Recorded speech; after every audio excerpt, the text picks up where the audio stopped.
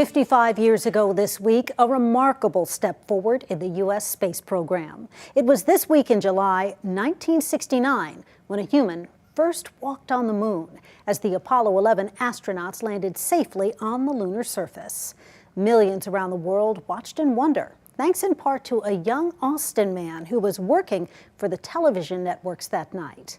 Here's KVUE's Bob Buckaloo with tonight's backstory.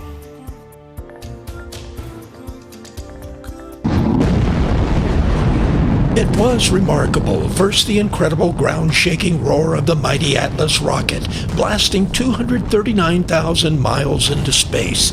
Attached to the rocket, a space capsule. Inside, 3 American astronauts. It made the journey without a hitch. First orbiting around the moon, then landing.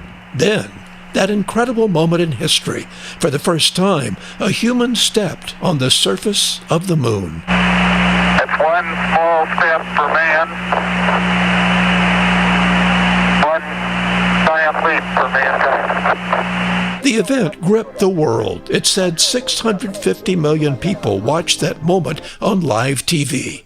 A moment captured forever thanks to a young TV director who had graduated from UT Austin just a few years before.